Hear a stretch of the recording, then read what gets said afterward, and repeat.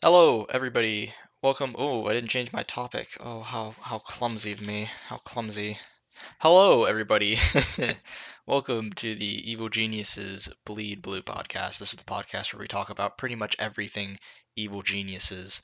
And yes, I know the episode last week didn't get posted on YouTube. I realized it recently. I don't know if I'm gonna post it.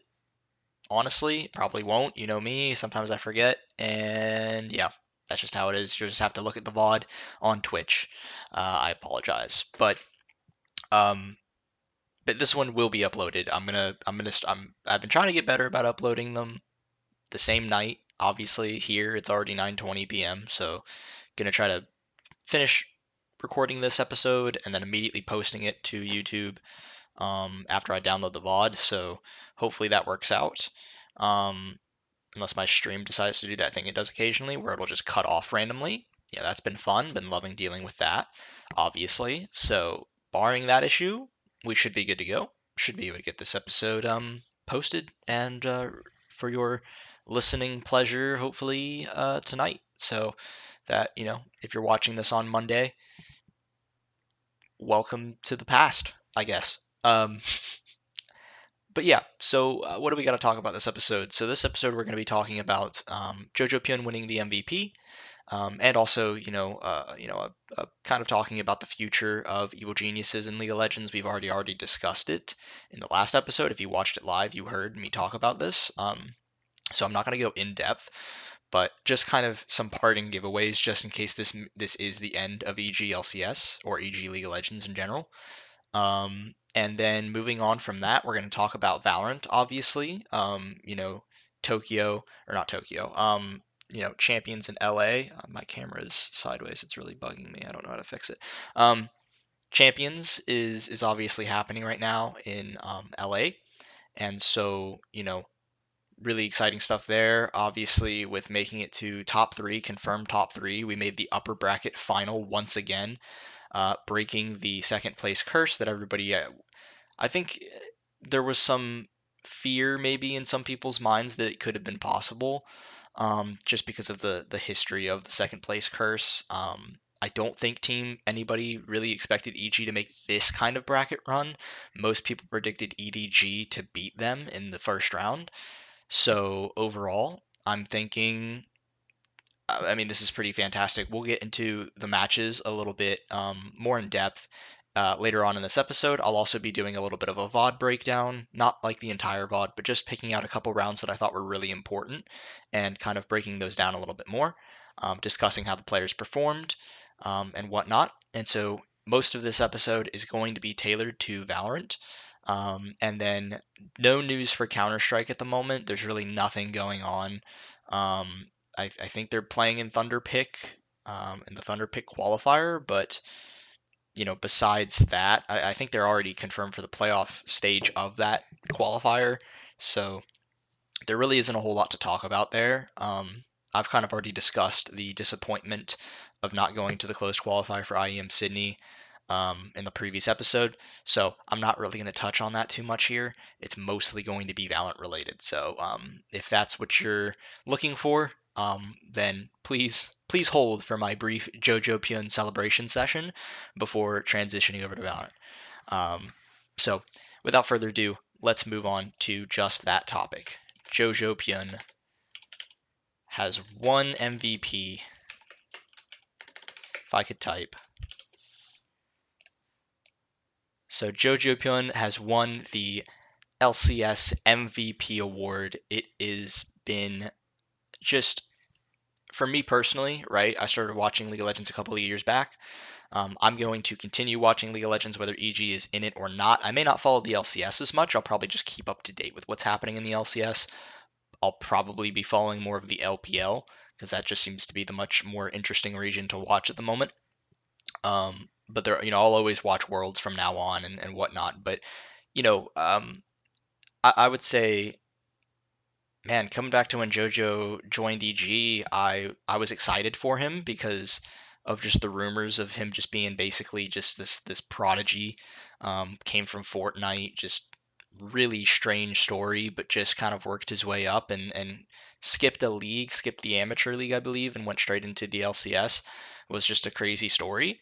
And to see him win the MVP is honestly like it's just one of the coolest stories. And I think it is going to be a shame if EG leaves and Jojopyun, you know, obviously he's going to go somewhere else. He'll probably go to a better organization that'll treat him and the other players better, which is a good thing, right? So maybe it is a good thing that EG potentially is leaving the LCS due to just how scummy they've been. Um, you know, for you guys who haven't been keeping up to date, Danny is no longer part of the creative collective. He got removed quite a while ago. He was not streaming very much, and it's quite clear at this point that Evil Geniuses clearly moved him there as a cover up, or as a way to just kind of silence him to say, hey, we'll give you some money, and just kind of don't talk about this. Riot Games doesn't seem like they really give a shit either. And why would they after they've, shown their allegiance to evil geniuses as they did when they allowed um, Cowrie to play in the playoffs of last year's um, LCS summer playoffs. So yeah, it doesn't look like EG is going to get punished as they should for this, and that sucks. But we can only hope that Jojopyun's going to go to a better place, going to go to a better org that treats him better, um, and is going to win many more championships in the LCS, uh, other than just the first one that he won in spring of last year. It's a shame that this EG team didn't, that EG for some reason decided not to keep their team. Obviously, it's probably due to money, but it's just a sad thought when they very easily have shown that they are, they're backed by Peak Six. I don't support their Chevron deal, but that surely has to be a decent amount of money coming in from that. Um, it is quite annoying that they did not continue with that roster. Inspired, I believe, is still under EG. I'm sure he's going to go back to probably the LEC, but who knows? I don't really know much about that situation at the moment, but it is just kind of a shame that that team from spring just kind of got blown up when the potential was there. And could you imagine that spring team with this form of Jojopyun? They probably would have ran it this split. Um, and they probably would have been the best team this split. I know that's just conjecture. That's just me assuming things, but that LCS team in spring split that underperformed had a lot of potential, and I think it's a damn shame that EG for some reason just didn't want to keep it together. It just shows their lack of their shitty management. Making another shitty decision. So um, I guess I'm just glad at the very end that at least Jojopyun got his MVP, that his hard work was rewarded in some sense. Obviously, he did an interview in the playoffs, before the first game, and gave his speech on basically just said, I'd much rather be playing here than win MVP. Essentially, it feels weird and wrong for me to be winning the MVP, but not playing here this weekend. And it's quite clear to me that his head is in the right place. He just wants to win. He just wants to win as a team. He wants to make a legacy for himself in League of Legends. He wants to be the best mid laner that NA has ever seen. He wants to get all the accolades, go to Worlds, find success. That's what he cares about, is Worlds and finding success at Worlds.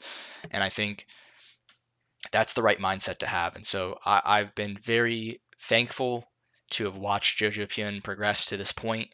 It has been really, really fun to watch him learn and grow and go from, hey, he's, just a young, just raw talent, like he just has raw mechanical ability. He's good at the laning, but he's not really good at anything else because he doesn't know how to do those things yet. He hasn't played in a team environment. Learning from going from that to now being essentially the leader of the team and having to probably shot call along with maybe I don't know, the jungle role has been changed up so many times. I'm sure Jojopyun was probably doing a lot of communication, a lot of calling, a lot of decision making. And look, obviously they didn't play very well towards the end, but I there's going to be growing pains with that. And just seeing him being able to even do that in the first place after where he started is frankly unbelievable. And also, he was able to do that while performing in the mid lane. And EG was a team that was heavily carried upon Jojopyun's performances.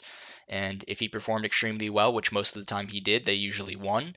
And, when the times he slipped, teams were able to beat EG. But overall, I can't be more happy with how he's progressed, and I'm so excited to see what his future in League of Legends is. I hope it's a long career. I hope he becomes the next Bjergsen.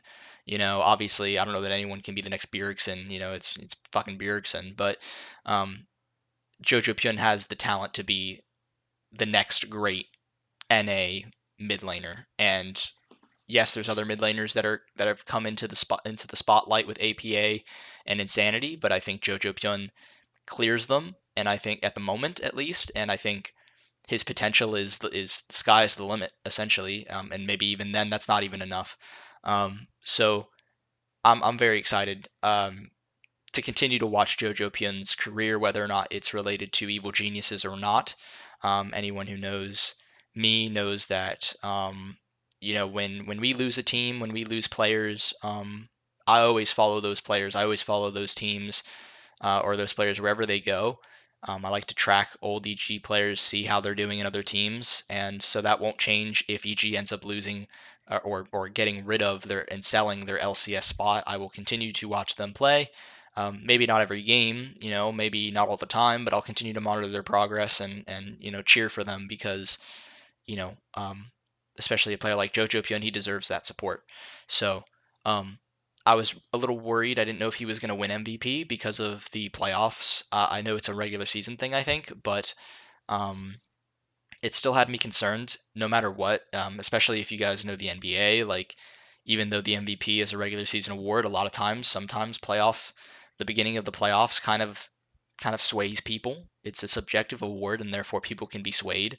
And I was worried about that for JoJo, but in the end, he ended up getting it, and I can't be happier for him. So, um, yeah, just huge shout out to Jojopyun, and congratulations on the award. He deserves it, and I'm looking forward to see what comes next for JoJo. All I can ask is that he keeps that hunger that he's had since the mid-year break, before the summer split, when he really got that hunger, was grinding in Korea and took it super seriously.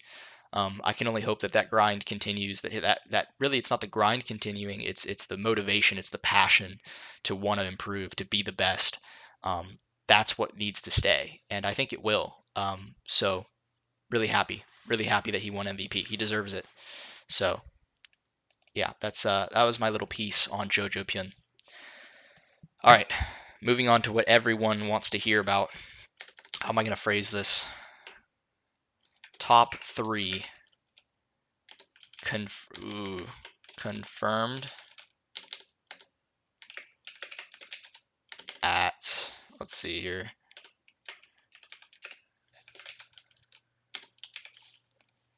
I'm going to have to put more spaces here. Oh, wait. This is very scuffed at the moment. I know. It's very scuffed. It's very, very scuffed. Oh, my. Okay, we're going to do this. Perfect. Perfect. Look at that. It only took me a little bit of time, but we got there. So, top 3 has been confirmed for the Valorant squad at VCT Champions 2023 held in LA. Honestly, it's amazing. It's so amazing. Like, this team is so fucking good. It I mean, it's just a joy to watch this team play, and I don't know how many times I have to say this. But people try to act like this is a miracle, or rather, not that it's a miracle, but when they try to be like, oh, look at how amazing EG's story is, look at where they started. They don't go to the beginning of the story. They go to like the beginning of this year when people were saying that EG shouldn't be in the franchise league because they're not good enough, and that Optic should be in the league. And they thought that they didn't deserve to be there. Nobody cared about them. They had that really poor start, to the season, and then they ended up making playoffs, making this massive run, making the playoffs off of sheer luck, right? Um, that's where people start the story. But guys, the story is more incredible than that. You're selling it short. This begins at the beginning of Valorant, when the Valorant professional scene was just starting and EG was nowhere to be found. I mean, they joined the Valorant space as like a tier 3 team. Potter wasn't the coach, she was a player on the team. All right. She was the in-game leader, and this was years ago. And EG was terrible. They were horrible. People were making YouTube videos on Evil Genius. There's a video that's Evil Genius's Valorant is terrible, but it's okay, or it's not a bad thing, or something like that. Like from years ago. You guys can. I think that video is still up. Let me see. Let's see here. Evil Genius's is terrible. Let's see.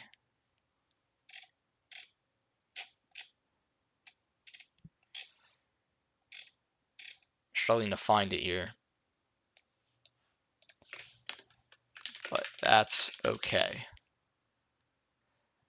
2 years ago, EG Valorant sucks, and why that's okay. Well, that was 2 years ago. Yeah.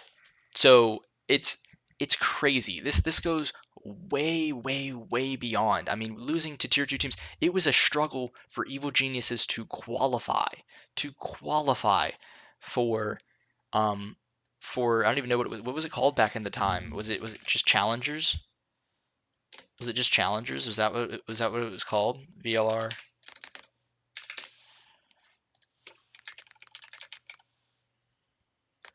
I don't even remember. What were they called? I don't even remember what they were called. Regional leagues? No.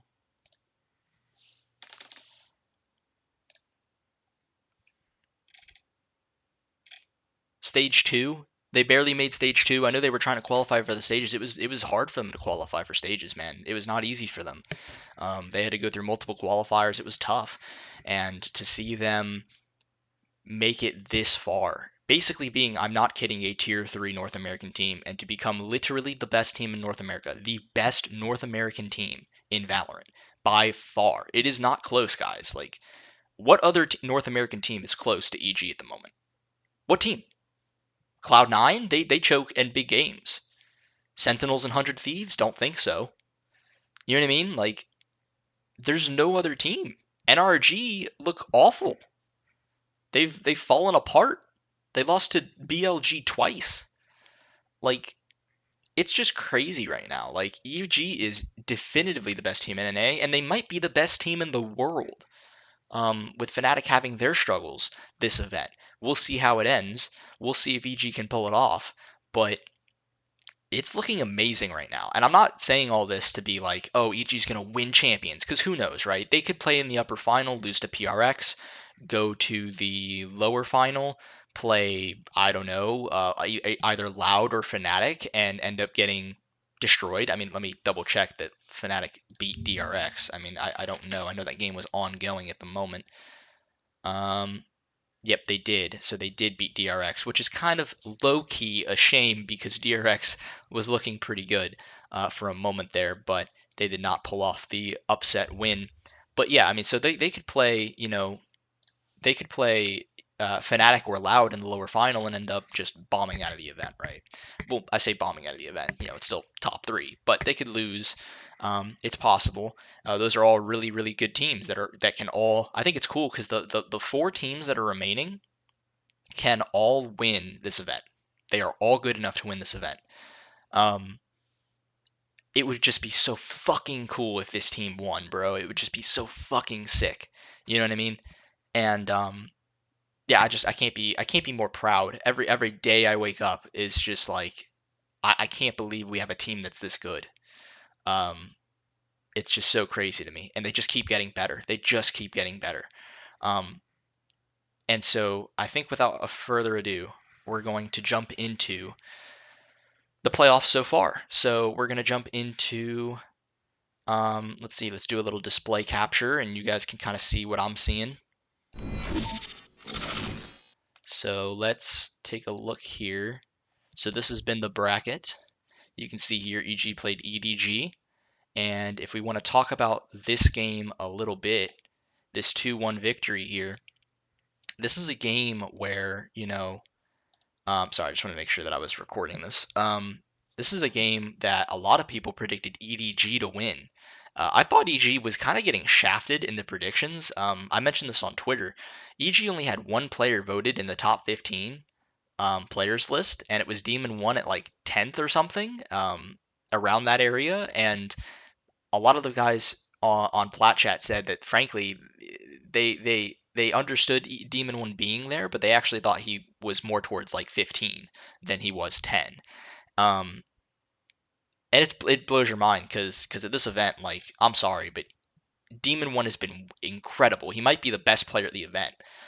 Ethan has been unreal. So has Jogamo. Like, Ethan and Jogamo have both earned their place in the top 15 players, like easily, not even close. Um, it's just crazy how good this team is. And a lot of people in the playoffs predicted EDG to win because of Kang Kang. And Kang Kang is fantastic. Kang Kang is amazing. But I think people are getting blinded a little bit by the narrative of the Chinese region. Don't get me wrong. I'm not like Boostio. I think Chinese teams are incredible, and I think they're improving at a very fast rate. And if they ever do reach the best, it is going to be a constant. Like, the Chinese teams are going to dominate, and they will be better than everybody else, and it will happen. It's just going to happen. If the game gets popular in the Chinese region, it will become really difficult to beat these guys. They will probably win every event because that's just how good they are. They have a work ethic unlike anybody else, yada, yada, yada. But I'm not getting into that right now. China is a new region still, and EDG has shown promise. EDG has not shown the promise that EG had showed recently, and so I don't know why people keep putting EDG or kept putting EDG above Evil Geniuses for this game. I could understand putting Evil Geniuses at like, a 2-1 win, but I was very shocked to see the people who really thought EDG was a much better team than Evil Geniuses. I didn't think that was the case. I thought EG was the better team. I thought EG was going to win this series, but there was obviously a lot of pressure and a lot of hype around the game considering Boostio's comments and trash talk. And EDG is a team that likes to talk trash as well, to some extent. Kang Kang is Kang Kang. But the Chinese teams like BLG have also been talking some smack to the NA teams, and so that's been an ongoing narrative at this event. And so EG, this game was important. Not only was it important because of that, but if we take a look back at this bracket, guys, if EG had lost this game, they would have been playing loud. Now, if you look at how the bracket works, right? If you lose this game, sure, you're playing BLG, but technically, a lot of people thought they wouldn't be playing loud here. You would be playing um, let me think. Ooh, you'd be playing either Paper Rex or Fnatic. Yeah, you'd be playing either Paper Rex or Fnatic. And presumably, probably people would have predicted Paper Rex. So, could have been crazy, guys. Like, you do not want to go but you can tell, like, if you're in this lower bracket, it is hell on earth. Like, it is awful to be down here. You're playing some really good teams really early. So, I mean, look, if EG had lost to DRX, the next day they would have had to play Fnatic. So you don't want to go down to that lower bracket. And EG ended up doing extremely well, beating EDG in pretty easy fashion, to be completely honest. I would say Split being the most controversial, or not controversial, but the most competitive of the three maps by far. Um, and frankly, it was because EDG went to this crazy 8-round win streak, and it looked like EG potentially was just going to be out of the map. Um, it was really stressful to watch. I was getting pretty nervous, honestly, with how bad it was looking. This is when obviously Demon 1 went to the Astra, Boostio went to the Chamber. I was getting frustrated. I think I said on Twitter that I didn't think that the draft was very good. I didn't understand why they were changing their composition when they've had success on Split in the past. With their previous, it's been close games, but they've shown consistent success. for the most part. And so I was a little confused by this, especially when they were down 8-0. I thought Boostio's value on the Chamber just was not there. And so to me, it was like, well, what's the point of playing Chamber if Chamber's not getting kills? Yes, he has some utility, but it's mostly utility that is supposed to facilitate him getting kills, and it just wasn't. It didn't feel like he was getting a lot of value out of the chamber. Demon One I thought was good on Astra. I don't think his utility usage was like unbelievable or anything, but he was very proficient on it. He was definitely very good on the Astra, and his obviously his aim was really good. It allowed him to rifle, which is in the post game interview what they said. They said that he basically just wanted to rifle, and so and Bustio wanted to op, and so it was just and from that perspective, it does make sense to make this comp change. But yeah, I think it just and I don't think Bustio is going to consistently go 12 and 21 on Chamber. Like that's just not going to happen. So. Um, yeah, I definitely think. Look, that 8 round streak was not good. They came back, made it an 8-4, which I thought allowed them to stay in the game. But it was very clear that they needed to win the pistol round and the follow up rounds. They won these first 3 rounds, but then this round comes in here, and this is the first round that I want to look at here because this is the round where I thought EG was toast. I wasn't too confident they were going to be able to come back into the game. Let's see, what round was this specifically? Round 16. So let's get to round 16 here. Apologies for my YouTube being slow. Okay, so round 16, perfect. So what you're going to see here, guys, is we're going to see this is an important round for EG to really continue their snowball, right? This was going to make it an 8-8 game. Their money, you can see on EG's economy, if they win this round cleanly against the eco from EDG, if they can win this round cleanly, relatively cleanly, with like 3 or live or so, their money is going to be in an incredibly good spot. It's going to allow them to snowball into this half and potentially create a very strong momentum that can just push them to lead the game outright, and it can get out of control for EDG. So a really important round to capitalize on here. And you can see EDG stacked heavy towards mid. EG's setup at the moment is getting information over towards B, having Calm solo towards A, and you have Ethan back here just kind of spotting for mid. I think the idea being if Ethan spots them in mid, they can just attack one of these 2 bomb sites, probably the B bomb site, considering that's where these 3 players will be. They can attack this B bomb site, and they should get it relatively easily. Maybe Calm either lurks, comes back for a late rotation through spawn, maybe. He can go through mid for a late rotation. He can push through A for a late rotation, do whatever he wants. Essentially what he thinks the best play should be. And I'm missing a player. I'm only seeing 4 players. Why am I seeing 4 players? Where is Chamber? I'm gonna hit play. Oh, okay. I think he's by yeah. So he's also with Calm over here towards A. So this is exactly what this is. This is them trying to get this information, and then if Ethan spots anything in middle, they can just pick a site, wherever they want to go, they can go to, and they can just take the bomb site immediately, right? So you're seeing here Ethan spotting for mid. He's gonna miss this timing at a just very unfortunate timing. And you see he walks away, and the second he walks away, they start going around this corner. I mean, the timing could not have been worse. There must have been a call from maybe Boostio or somebody that, hey, we haven't heard anything. Ethan hasn't heard anything or spotted anything mid yet. I think maybe to take mid control here. Let's see what it looks like they're gonna do. They're moving around the bomb. They're coming back towards mid. Yeah, so something happens here. Looks like the bomb. Yeah, see, look. Ethan's coming over here towards middle. You got these 2 guys coming towards A. It looks like the call was to probably go A. And here comes the horrible timing that Ethan gets. And so he gets timinged here. You can see these players' reaction is to probably just immediately, yeah, the bomb is just immediately trying to get over towards the A bomb site. You've got Demon 1 trying to buy time. Who is this? Kang? No, Smoggy goes and tries to make a play, realizing kind of what the situation might be, trying to get more information and more value since they're on the eco round, can take a lot of risk. And so you're going to see here, he's going to kill Demon 1, which now puts EG in a 3 versus 5. They've started to they wanted to wait for the bomb a little bit, but they need to start taking this map control because of the amount of kills that are coming in for EDG's side. Nobody peeks out from top here. He gets a kill onto Calm, and you can just see already this round has just fallen apart. And it is unfortunate because it is just all strictly down to the timing that Ethan gets in mid. I guarantee you, if Ethan spots all that out in mid, you know, they might actually try to go for the same play, but it would work out differently. There would be more stall. It would be easier for EG to do what they wanted to do. Maybe if these players were still towards B main, they would have just gone B. Who knows? But yeah, just really unfortunate that it just didn't quite work out. Maybe in the future, what they might do is have another player here. Maybe Boostio goes here instead with a TP.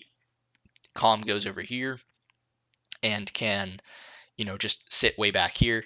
And then that way they can have better information spotting in mid. But regardless, the point is that it's just a really unfortunate round to lose. And not only do they lose it, but they lose it heavily. They don't really kill anybody, I don't think.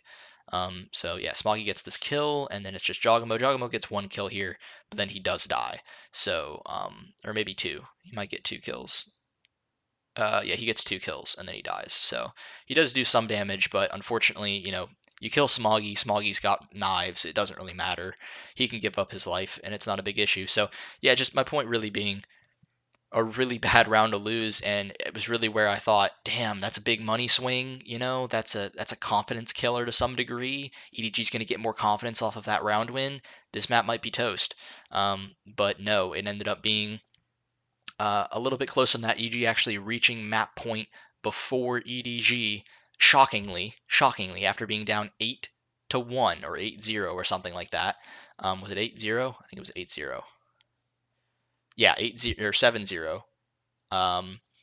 They ended up going and winning all these attack rounds. They trade this round back later. They actually win a 2v5, which is fucking insane. Or was it Calm? I don't remember who it was. Basically, they win a 2v5. Unbelievable 2v5 to win.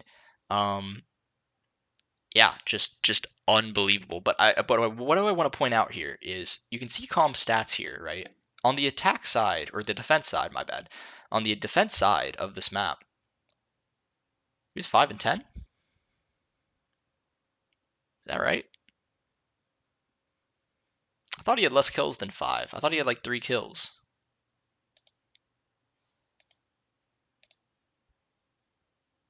Oh, that's including overtime probably. That's probably including overtime. Hang on. Let's run it back. I believe he had 3 kills in the first half. I believe he had 3 kills.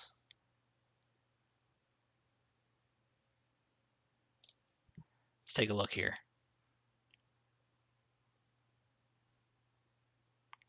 So at this point, he's got 1 kill. He's got 1 kill at round 7. Basically, the point being, he eventually, I think he gets 3 kills in the first half. He goes off in the second half, man. Calm gets a lot of impact in the second half of the attack side. He gets up to 17 and 17, sure, going neutral, but in this second half, Calm is one of the reasons why EG wins these rounds, man. Like he just does phenomenal work. In winning these rounds, and I just wanted to point that out because I thought he was fantastic this map. Fantastic. He had a very slow start, obviously. His defense side was not good, but when he went to the attack side, he found a lot of value. His lurks were amazing, and his ability to find the most impactful kills, his awareness of knowing where players would be based on certain situations. He seems like just one of the smartest players in the world right now, with being aware of where players are, what timings are going to be at certain moments.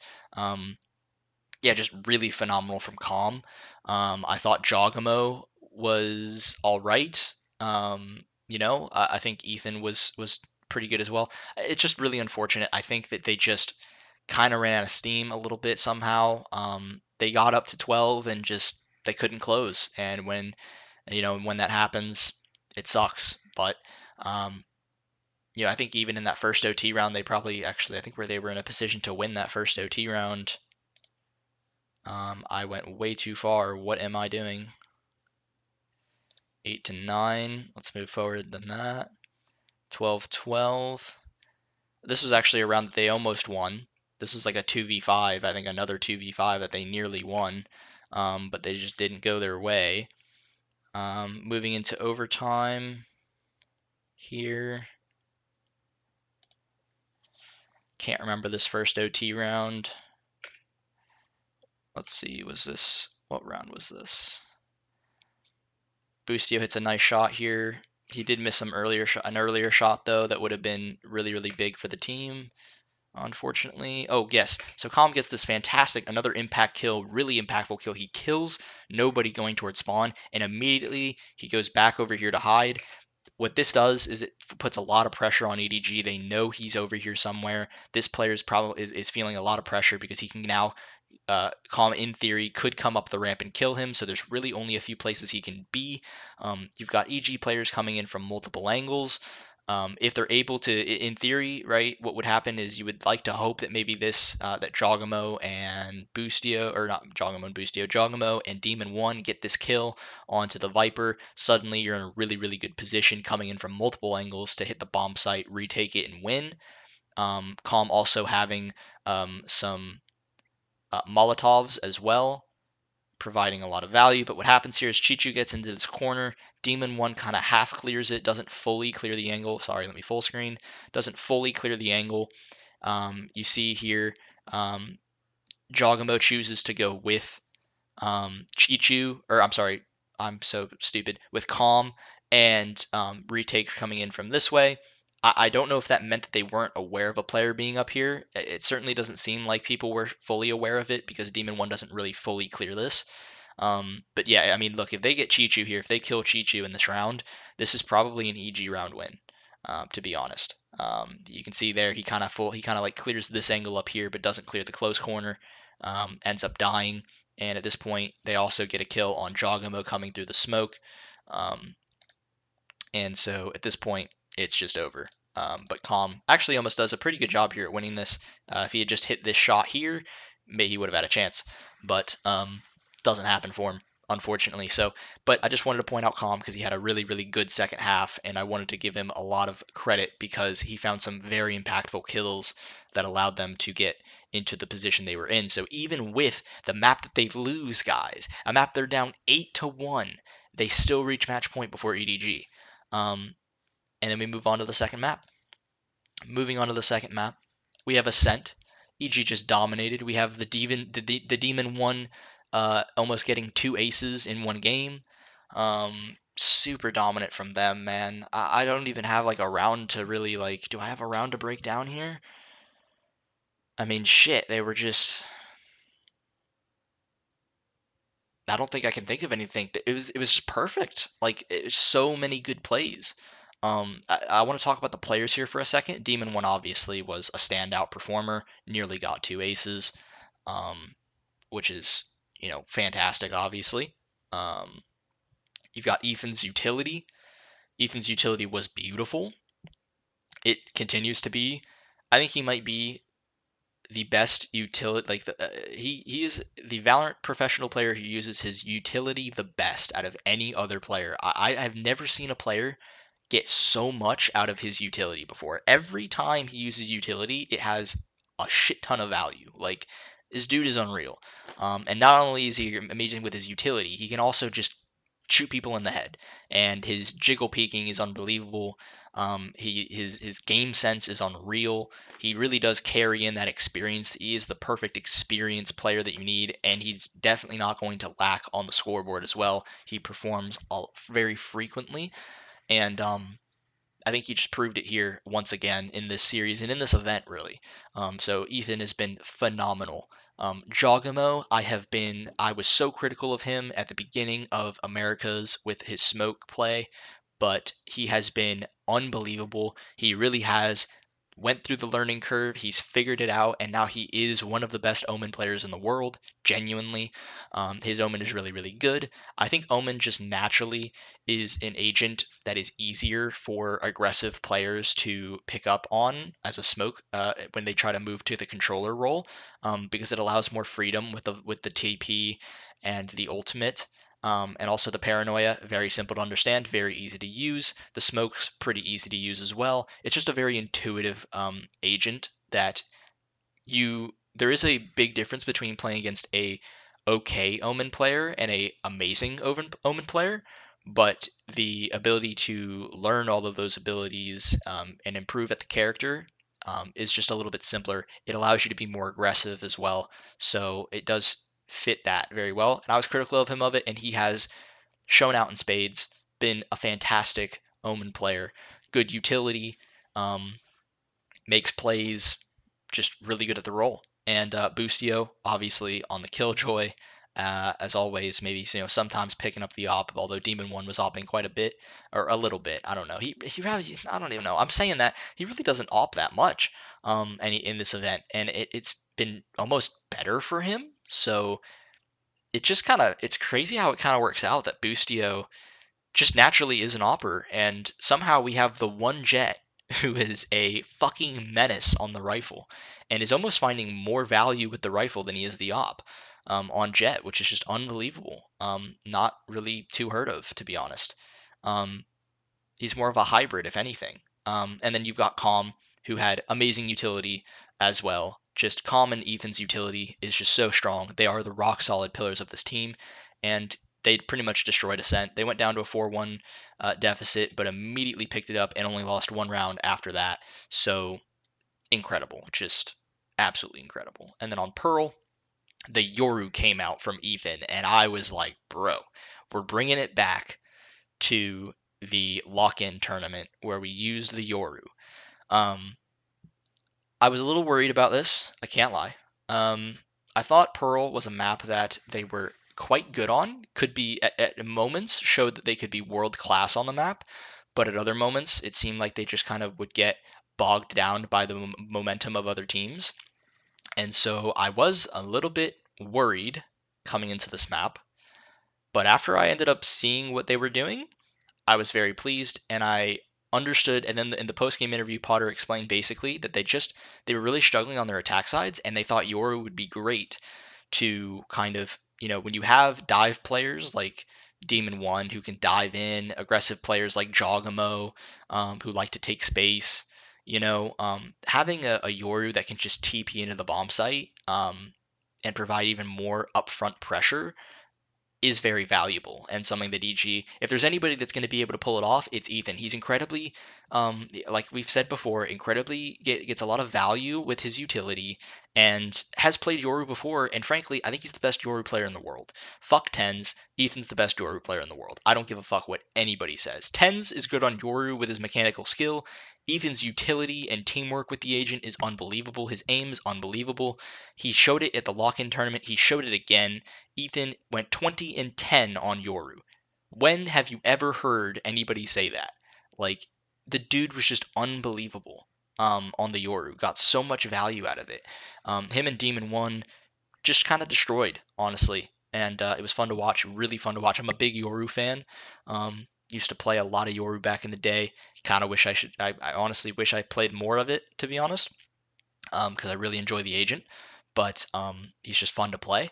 But yeah, Ethan was phenomenal, phenomenal as always. Comms, darts, spot on. His ultimate usage, spot on. Jogamo's, Jogamo individually takes a hit playing the Astra still.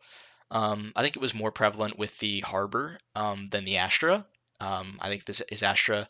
He doesn't hurt individually as badly, but it definitely is still there. But it's not a big deal when his utility usage is as good as it's been. I've thought his utility usage on Pearl was beautiful, really really well done. The communication seems to be on point with, recalling stars, recalling smokes, and setting that up with his teammates, using different sucks and stuns. He seems to be very good at the agent with the utility usage, and so that's why I don't mind it as much. And it doesn't even matter when Demon One and Ethan and Calm are just showing out. So yeah, I mean, shoot, even Boostio had 164 ADR going 13 and 12, so it's just crazy, absolutely crazy. Really good, series from them, very dominant versus EDG. Don't let the 2-1 scoreline fool you. EG was in control this entire series.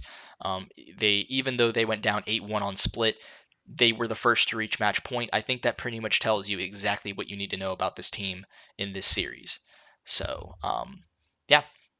Now we're moving into a much less competitive series with EG versus DRX.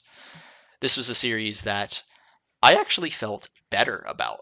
I was a little bit worried because I thought DRX had shown some really good things in the group stage, but I didn't think that, frankly, DRX had to do too much to get to this point. In terms of beating BLG, I didn't think BLG was that good. And I thought DRX got pretty lucky with their draw. So seeing them face up against DRX, I think more people thought EG would lose to EDG than people thought EG would lose to DRX. And yeah, this was a fucking wash. This was a wash, guys. I mean, this wasn't even close. Fracture 13-9, Lotus 13-4, which was the most. That was the incredible part. So let's break this down a little bit.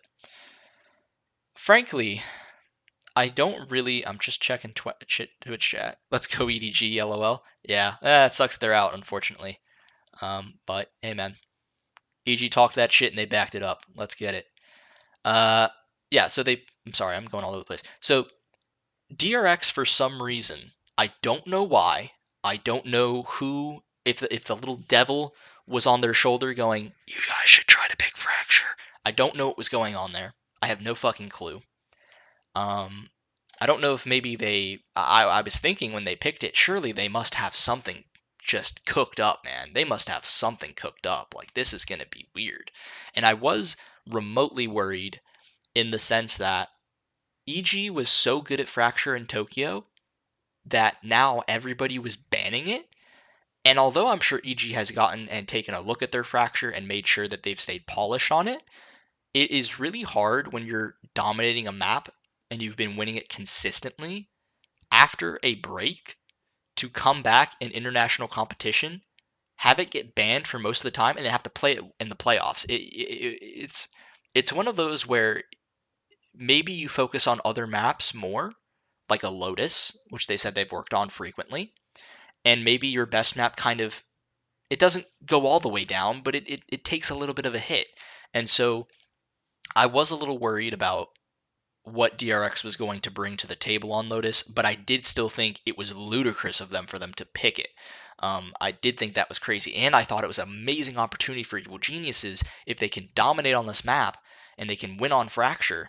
I was thinking, dude, you got to pick your poison now when it comes to EG. You got to either play their Fracture or play their Ascent. They're both maps they are world class on, potentially best in the world on each map. I think people underrate EG's Ascent, but EG's Ascent for many months now has been world class, potential number one in the world.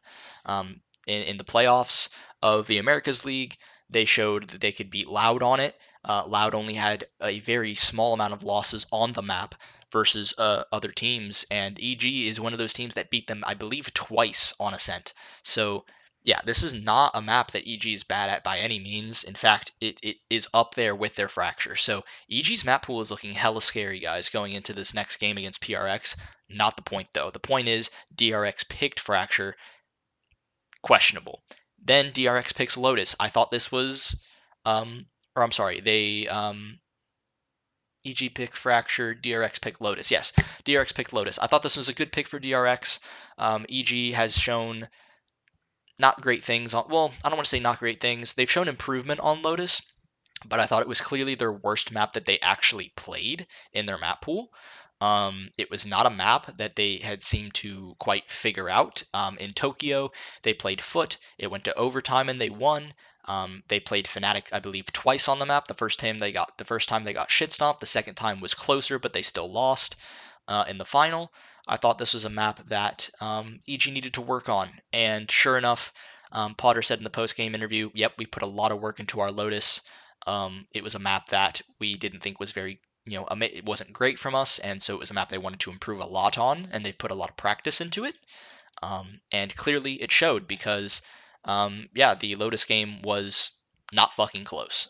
EG's comp, it did change from what we've seen previously from them, let me pull up what their EG versus Fnatic. If I look it up like this, does it come up? No, it does not. If I just do this, so what I'm going to do here is I'm going to go to matches. I'm going to go to the Fnatic final. What did they pick? What did they play on Lotus? They played, so if I look here, so they played Omen instead of Astra. Is that the only change? Is that the only change? Let's see. So they played Omen instead of the Astra. They played Jet instead of the Raze. And I think that's it. So I think didn't they copy Fnatic's comp essentially? But so they copied Fnatic's comp, but they changed the fade to a sky as it fits Ethan's playstyle a little bit better, which I think is very good for them. And so that's what they did, and I think it worked really well. I think it was really fun to watch. It was really strong. Demon won on the Astra, just really good, man. Calm, lots of value. He's so fucking good, dude. Calm is so fucking good. This series in particular, he was unbelievable, bro. He was unreal. 36 and 19, just unbelievable this series. He even said after the last series, "Oh, I didn't play very good. I want to step it up. I need to step it up in the next match." And he did that in spades. He's just unbelievable. I think his dad even said this might be the best series he's ever played. So yeah, really great from Calm. Util usage on point, and just was able to frag people just nonstop. The amount of rounds, by the way, this team would win that were just mind-boggling on this map of Lotus that just made no fucking sense was unreal. I know I'm talking about them backwards. I'm talking about Lotus first and then going to Fracture, but it's just because Fracture was just it's just EG's map. So I'll get to that in a second. I'll show like some really cool rounds, but it's basically just going to be me saying, hey, look, remember that map that we were really good on, that we were winning every single time, that nobody seems to be able to beat us on? Yeah, we're still really good at that map and nobody can beat us on it. So um, I guess let's take a look here at one of these situations here on Lotus. Let me pull this up here. Sorry, again, I don't have timestamps. I really need to timestamp this stuff so that I can just pull it up quickly. But I did not do that, obviously. So let me figure that out. Oh, wow. Yep, this was all the way over here. All the way over here. So let's find, this was the 12 to 4 on attack. Is this the round where they get the crazy? No, it's not. So let me go back. I think it's the previous round. I think it's the previous round where they end up getting to 12, I think.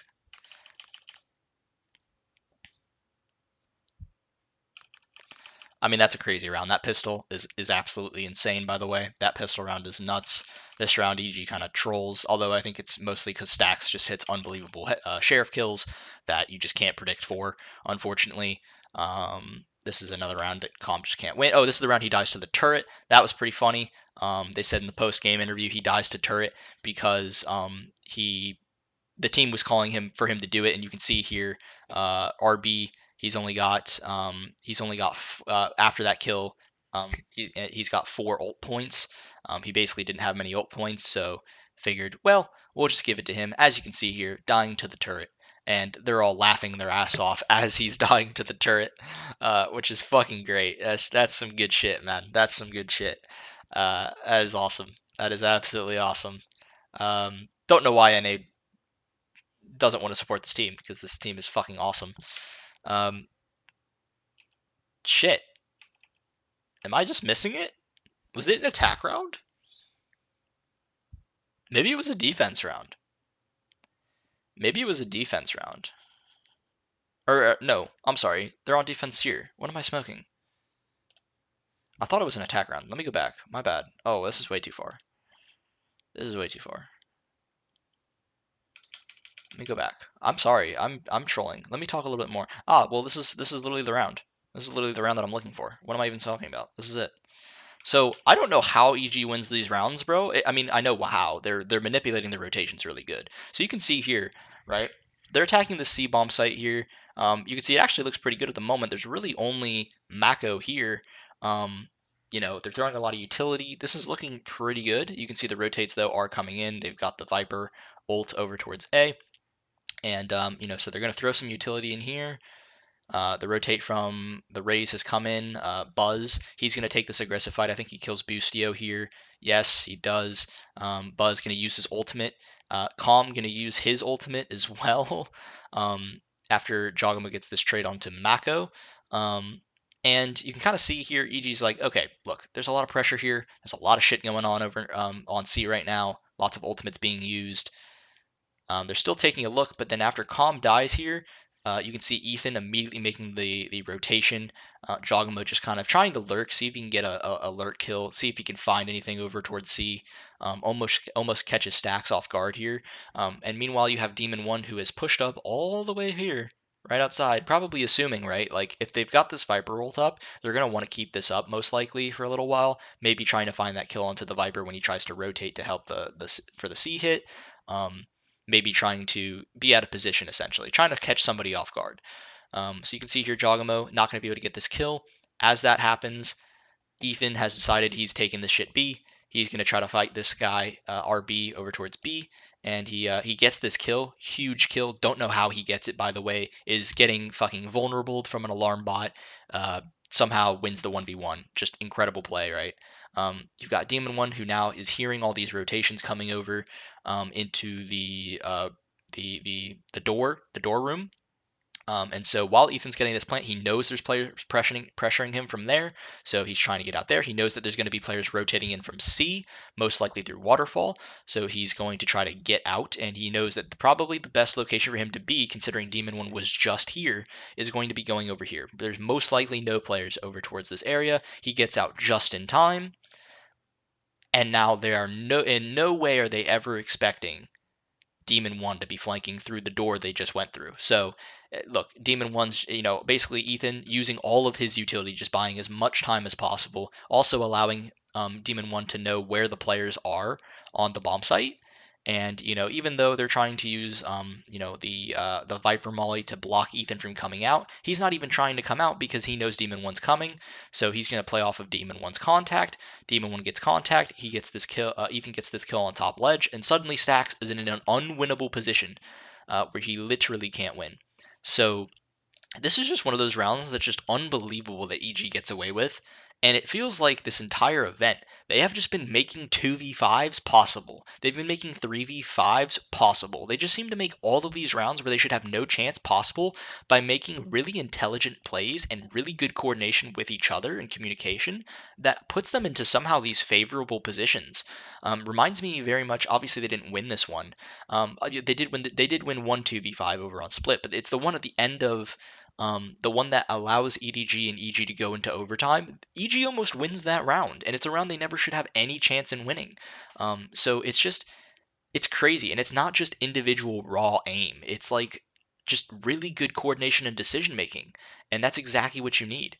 So yeah, just unbelievable from EG on this map. It was really strong. Not what I was expecting. I was expecting DRX to show some really strong performances. This was a map that they had an incredible comeback against, admittedly BLG, but certainly I didn't expect this, especially thinking that this is one of EG's worst maps, and now they've just 13-4'd a team on the map. So yeah, this series is going to strike a lot of fear into teams' hearts in terms of playing certain maps. Um, because EG's map pool at this point looks fucking unreal. It just looks absolutely unbelievable at the moment. So, yeah, Lotus was crazy. Fracture, there is one round I want to touch. It just kind of to show again, like it's a round where you think, man, DRX is positioned really well in this round. They've used their ultimates very well. This should probably be a round that they win.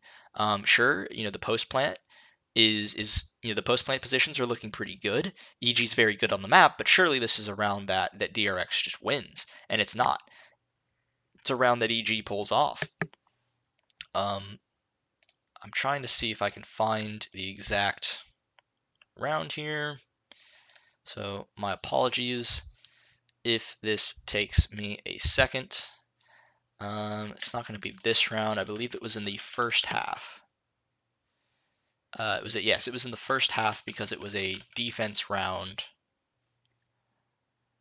Yeah, it was a defensive round that EG had a very strong retake on. Let's see if this is it here. It might be. No, KJ doesn't have ult here, so it's not this round. It's a round where KJ has ult on DRX.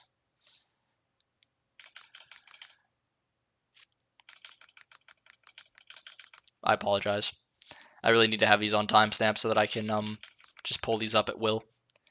But clearly, I haven't been doing that, have I? Oh, this is the Demon 1 Ace. We might as well take a gander at this. Because it's just fucking gorgeous. Because he's the fucking goat. He's just the fucking goat. Look at this shit. I mean, it's just so free. It's just so free, dude. It's just so beautiful. Look at that last shot. Oh my god. It's just so fucking good, dude, isn't it? Like, dude doesn't even like the op. Doesn't even like the op, man. It's just unreal how good he is. This is the round that I'm talking about, by the way.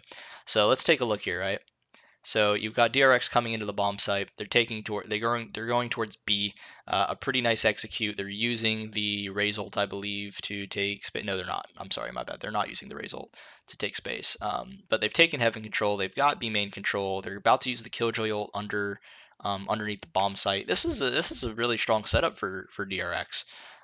They've got a lot of post plant utility with the Viper, the Raze, the Breach. The Brimstone, even the KJ, right? All these agents are agents that have really good post plant ability. You see Buzz gets this first kill on the Jogamo.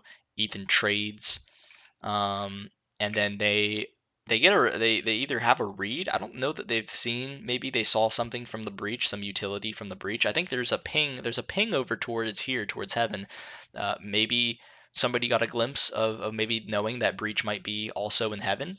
And so what they're gonna do is they're gonna have Demon 1 ult here, and the way that he ults, it isn't good. Basically, it means that Stacks can't go towards this area. He has to go and fight Ethan over here, which is why Ethan is going to stun as well to try to maybe catch him in the ult. But if he does peek out, Ethan should have a free kill. So you can see RB here placing an alarm bot as well. That'll be useful for later. Yep, okay, so they spot him there. Immediately the ult comes in. Stacks has nowhere to go. He can't go the other way. He has to refight. Not enough time, and Ethan's able to get a very easy kill onto Stacks. Don't know why Stacks is jumping, by the way. I believe he knows Ethan's here, so it's kind of surprising. In comes the Killjoy ult. Let me take a look again to see where this Killjoy ult has been placed exactly, because I don't believe it was placed in a very good spot, but let's see. So this kill comes in. Yeah, so it's around the corner. So he's got the alarm bot here, a nade here, and there's the ultimate. Crazy. They're already using Mako, probably using his Molotov pretty early here, but essentially here comes the retake. The Killjoy ult gets destroyed, I believe, by some breach utility, and Ethan even wins this fight. The Molotov is really bad, by the way, by Mako. Ethan even wins this fight, now causing these guys to be in a lot of pressure, and they're going to end up using the ultimate. They have to use it early. They don't have time. They know somebody's on the bomb, but they can't do anything about it. I mean, in theory, maybe Zesh could have Molotoved, but who really fucking knows? Maybe didn't want to risk peeking. But yeah, all these kills come in. There's just no chance for them to win, and it's just a round where like, dude, DRX is in a really good spot here. They should be able to win this round, and they just don't. Just showing again that EG's utility, EG's ultimate usage, and ability to counter enemy ultimates is just really, really strong on this map. This map was just fucking made for them, and you can see here some of these kills from Ethan. Destroying the lockdown, getting that kill onto the Killjoy, then getting this last kill as well onto Mako.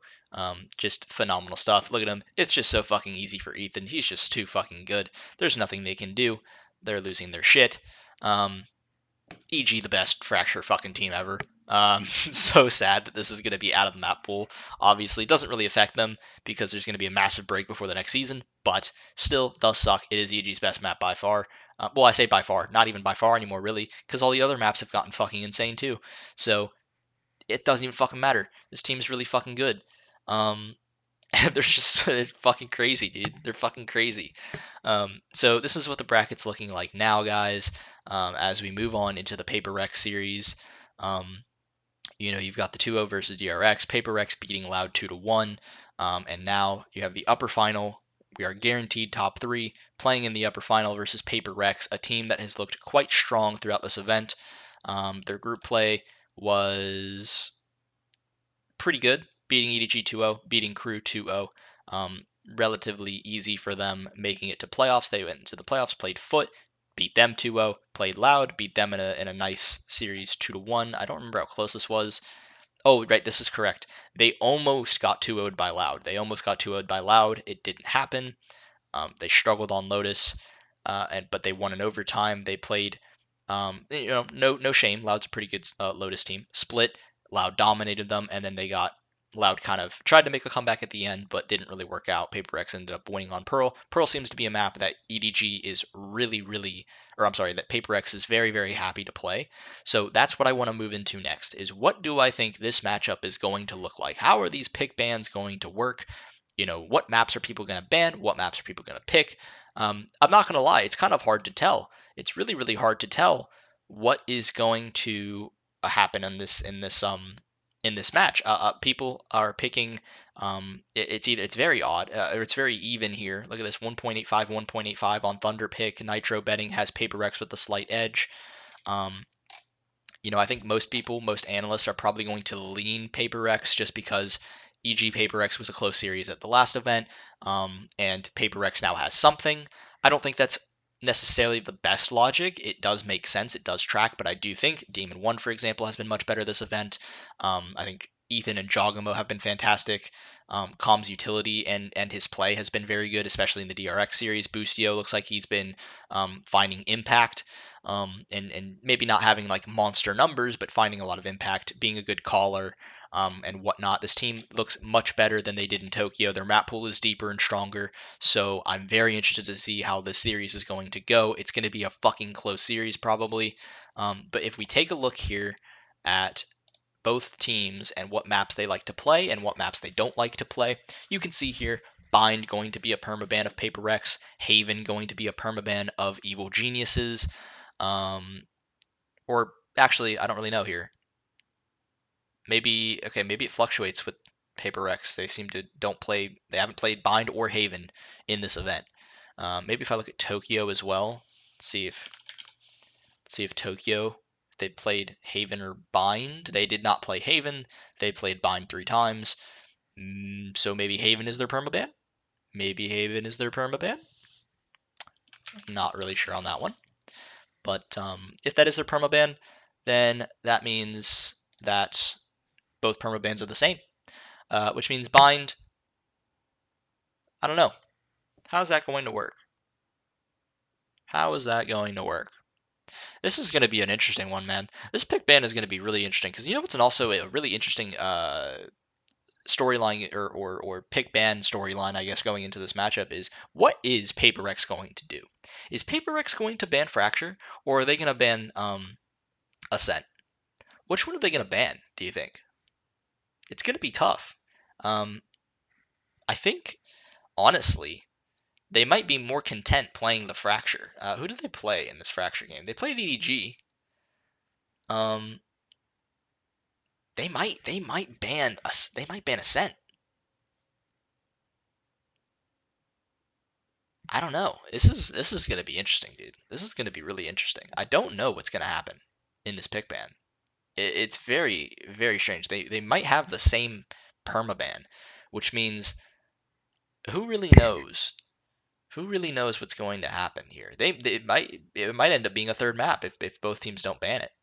I'd imagine one of the teams is probably going to ban it, but I don't know, man. This is an interesting one. This is a really interesting one. I think what maps we're going to see, I think no matter what, you're seeing either Fracture or Ascent. I think that's guaranteed.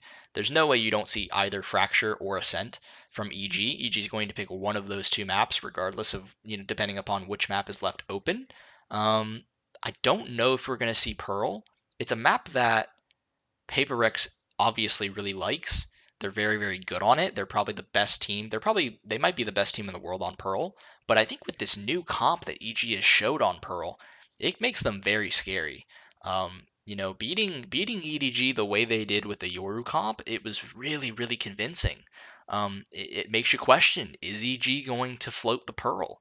Like, for example, if Paper X decides on their map pick, they're going to pick Pearl, and EG ends up getting either Fracture or Ascent, dude, this could be a 2-0 for EG. This could be a 2-0 if they get that map veto. I could see that being a possibility. And then when we look at Paper X, Lotus isn't a map that they like, which is good for EG. EG has shown much improvement on that map. They've shown they're willing to play it and that they're quite strong on it. At least last series they showed that with their new comp. They're obviously willing to play Fracture or Ascent. I think you might see a split. I think Split could be the third map in this series, just because both teams seem to have it around the middle of the pack in terms of their map pool. Well, Paper X has played it twice. They've won it once. They've lost it once. They beat Crew and got destroyed by Loud. So I don't know.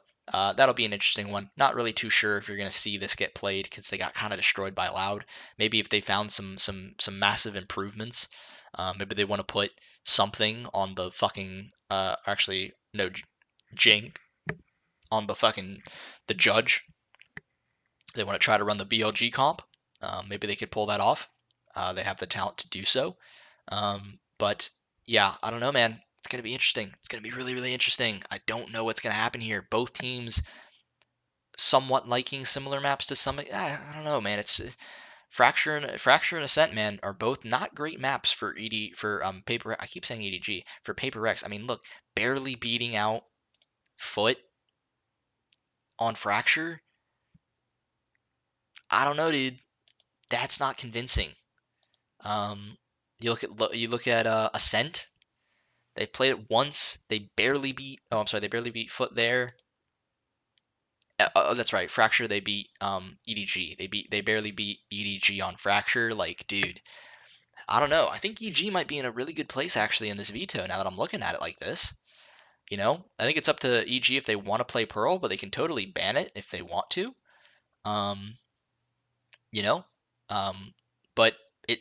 I would imagine Pearl is probably going to be played as the second map. Because I do think EG is feeling confident on Pearl with this new comp. I think they're willing to play it. So it's gonna be cool, man. It's gonna be cool. But I'm thinking we might see a Pearl, might see either obviously Fracture or Ascent. I'm kind of leaning towards them potentially banning Ascent, and playing Fracture, so that we have a Fracture Pearl and then third map. Who the fuck knows? Um, You know, it's going to be weird. It could be Ascent. I don't know. I doubt that. EG's too good on the map. Split, I think, is a viable third map.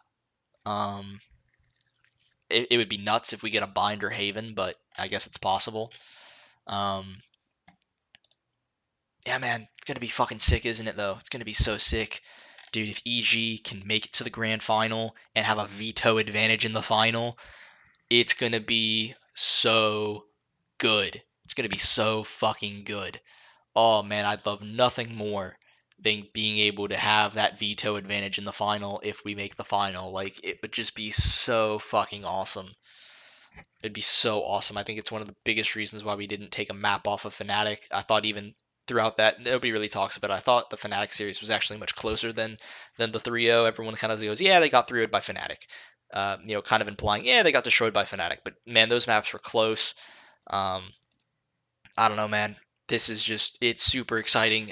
I'm fucking like I cannot wait. I cannot fucking wait.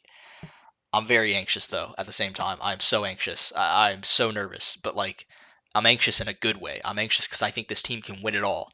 I truly believe it, and it would just be fucking unreal if they win champions after like the first year of VCT champions and they win it after where they started. Like, bro, it would just be so fucking crazy where they were 3 years ago to where they are now. Like, fucking unreal. Um, yeah, man, I am so fucking hyped for this shit. So fucking hyped. So if we go back to the regular view here, let's do a little bit of an outro. Been talking for how long have I been talking for? Over an hour. And I didn't even talk CS, and I'm not going to, because this is the end of the episode. Guys, it's been crazy. It's been a crazy ass fucking event. I'm fucking hyped. I can't wait, obviously. Super stoked for the upper bracket final versus Paper Rex. I think it's going to be a banger. Um, this team can win the whole fucking event, and I couldn't be more proud of this team and all the players, and Potter, obviously, as well. Shout out to the second EG's secondary team for providing EG's main team with some great practice before this event. I know practice was, at least hearing from some of the players in their interviews, that practice was really hard to come by before Champions. I'm sure having a secondary team helped EG a lot. It actually somehow, in the landscape that VCT has, having a secondary team like this actually seems to be very helpful. Um, so yeah, props to that. I don't really want to give props to the EG upper management, not because I don't think they had a good idea for this instance, but it's just that I don't know that necessarily it's really tough for me to give you credit for something when you've tried to implement that same idea into multiple different esports and this one just worked. It's like, yeah, dude, like if you try the same thing in 5 different environments and it works once, I can't act like you're a mad fucking genius for the one time that it worked and not look at the 4 times it didn't work, right? So to that extent, I don't know. Plus, GamerDoc's logic of like, well, we thought there were really good players in ranked, and so we wanted to give them a chance to qualify to it. It's like, you're fucking stupid. You wasted so much time. It's very inefficient. Demon 1 was destroying in tier 2. Like, the logic that you're going to try to take credit for finding Demon 1 when Demon 1 was essentially already, people already knew about him. I don't know about that. So, whatever. But the fact of the matter is, couldn't be more proud of this team. Could be more proud of the players and the coaching staff.